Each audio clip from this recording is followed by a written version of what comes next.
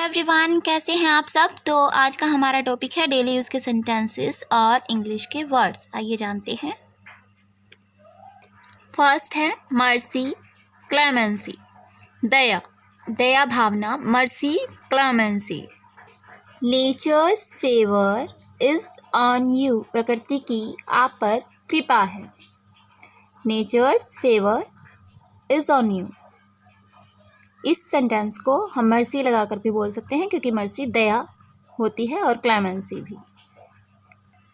Natures grace is on you, grace भी बोल सकते हैं। तो अलग अलग जब आप वर्ड यूज़ करते हैं तो बहुत ज़्यादा इम्प्रेसिव लगते हैं। जैसे nature favours is on you, तो इसी सेंटेंस को nature's grace is on you, प्रकृति की आप पर कृपा है, आप पर मेहर है। ग्रेस सुंदर को भी कहा जाता है।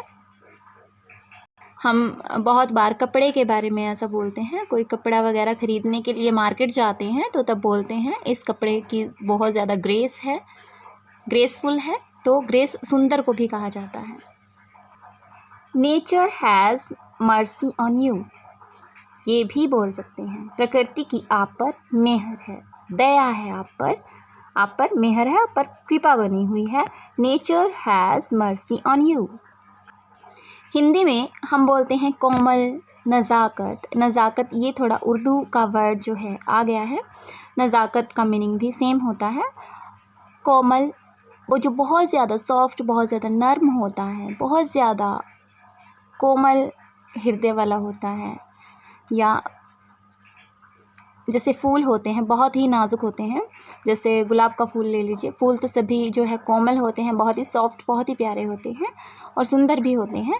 तो हिंदी में हम बहुत सारे वर्ड जिस तरीके से यूज़ करते हैं तो इंग्लिश में भी वैसे ही जेंटलनेस, टेंडरनेस, सॉफ्टनेस, तो बहुत ही इजी वर्ड्स हैं और इन्हें कभी कभी यूज़ किया कीजिए। कभी टेंडरनेस, कभी सॉफ्टनेस, कभी जेंटलनेस, जो कि बहुत ज़्यादा इम्प्रेसिव लगते हैं। आप एक ही वर्ड पे अगर अटक जाते हैं, सॉफ्ट ही बोलते हैं, सिर्फ सॉफ्टनेस ही बोलते हैं, तो थोड़ा सा अजीब लगता है। कभी कभी हम कोमल भी बोलते हैं, नर्मता भी बोलते हैं, हिंदी में बोलते हैं पर इंग्लिश में यूज़ नहीं करते हैं। तो हमें इंग्लिश में बोलना है ताकि आपको याद भी रहे और दूसरों के सामने इम्प्रेशन बहुत अच्छा जाए। जेंटलनेस, टेंडरनेस, सॉफ्टनेस, कोमलता, नाजुक, नर्म दिल, नर्मता, नज़ाकत, इस तरीके से हिंदी में भी बहुत ज़्यादा इम्प्रेसिव लगता है बोलते हुए, इसी तरह इंग्लिश में भी लगता है। चलिए आगे बढ़े। डॉलफुल, डाउन हार्टेड, टीयरफुल, उदास, शोकाकुल। डॉलफुल, डाउन हार्टेड, टीयरफुल, उदास, शोकाकुल। तो डाउन हार्टेड, डाउन नीचे की तरफ होता है, तो हार्ट जब बहुत ज़्यादा डाउन में चला जाता है, यानी बहुत ज़्यादा हम डाउन होते हैं तो हमारा दिल जो है मजबूत ज़्यादा नहीं होता, हम उदास होते हैं, हम रो रहे होते हैं, तो दिल जो है खिला हुआ नहीं होता, टीयर होता है, टीयरफुल। टीयर आंसू को कहा जाता है। टीयरफुल अगर कोई रो रहा है तो वो उदासी में ही रो रहा है, तो टीयरफुल भी बोल सकते हैं उदास को, डॉलफुल भी बोल सकते हैं, डाउन हार्टेड भी। शोकाकुल जो शौक में होता है, उदास होता है। आगे देखते हैं। अगर आप किसी से पूछना चाहें क्या आप उदास हो, तो वाक्य की सेंस को समझे। क्या पूछा जा रहा है, क्या बोला जा रहा है, क्या आप उदास हो, इस तरीके का सेंटेंस है। उदास हो, क्या आप उदास हो, आपके बारे में बात हो रही है, यू के बारे में बात हो रही है, तो आर लगाया जा रहा है। आ, is, am are, what was, has, have, ये वॉज, वर, ये सब पहले लगते हैं तो क्वेश्चन पूछा जाता है। तब हम किसी से क्वेश्चन करने के लिए इन सबको पहले यूज़ करते हैं। तो आर यू डॉलफुल, क्या आप उदास हो,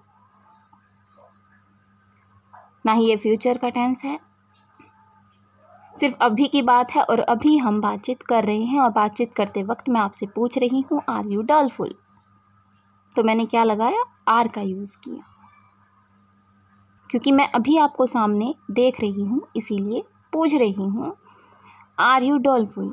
तो वॉज वर की बात ही नहीं आती, सिर्फ यही चीज़ें हमें पकड़नी होती हैं। सेंस को पकड़ना होता है, जैसे हिंदी के अंदर सेंस को पकड़ते हैं कि आप उदास हो। बच्चा भी बोलता है, हर वीडियो में एक ही बात को मैं रिपीट करती रहती हूँ ताकि आपके जो है माइंड में बैठ जाए। बातचीत करते वक्त बच्चा भी नहीं देखता है कि गा गे गी लगाना है मुझे हिंदी के अंदर। इसी तरह से इंग्लिश के अंदर भी बनना चाहिए आपको कि आपको तुरंत समझ में आए कि अभी की बात हो तो मैं इस एमआर की जो है बात करके बता सकती हूँ। ठीक है,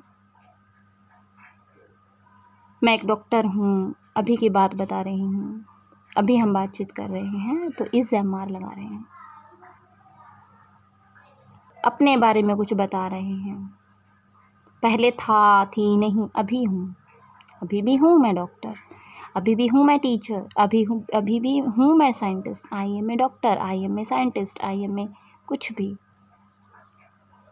अगर अभी भी आप हैं तो इस एमआर नॉर्मल यूज़ करके आप उसे बता सकते हैं। आगे देखते हैं, इनकैपेबल, असमर्थ, कोई काम करने में आप असमर्थ हैं, वो कंप्लीट नहीं कर पा रहे हैं, नहीं हो पा रहा है तो आप उस चीज़ में असमर्थ हैं, तो इनकैपेबल। असमर्थ का मतलब वही होता है, इनकैपेबल। एबल होता है योग्य, इनकैपेबल असमर्थ। एलिविएट, कम करना, हल्का करना। प्लेसिड, काम, सौम्य, शांत। Flatter, falter, लड़खड़ाना। फॉल्टर कहा जाता है इसे, लड़खड़ाना। स्टैगर भी बोल सकते हैं, फॉल्टर, स्टैगर, लड़खड़ाहट, लड़खड़ाना। वर्सटाइल, वर्सटाइल होता है जिसमें बहुत ज़्यादा गुण होते हैं, बहुत सारे गुण होते हैं, एक दो से अधिक। अनेक गुण का मतलब एक दो से तो बहुत ज़्यादा ही उसके अंदर गुण होंगे, तभी उसे वर्सटाइल कहा गया है। किसी भी पर्सन को कह सकते हैं, अगर किसी के अंदर बहुत ज़्यादा क्वालिटी हो, वो बहुत कुछ जानता हो, हर एक चीज़ के बारे में नॉलेज रखता हो, तो उसे हम वर्सटाइल एक्टर भी कहते हैं कि वो गाता भी है, एक्टिंग भी करता है, डायरेक्ट भी करता है, बहुत सारे गुण जो है उसके अंदर, आर्ट भी है, और बहुत ज़्यादा जो है बिजनेस भी करता है एक साइड। तो इस तरीके से हम वर्सटाइल यूज़ कर सकते हैं। मैट्रिमोनी, विवाह, मैट्रिमोनी, विवाह। डिसीज, सिकनेस, इलनेस, बीमारी, ये सभी जो है डिसीज़ का सभी को पता है, तो ये जो है 3-4 वर्ड्स इसके लिए हैं। बीमारी, रोग। How will you go there, तुम वहाँ कैसे जाओगे। अब इसमें देखिए मुझे क्या पूछना है, कैसे जाओगे,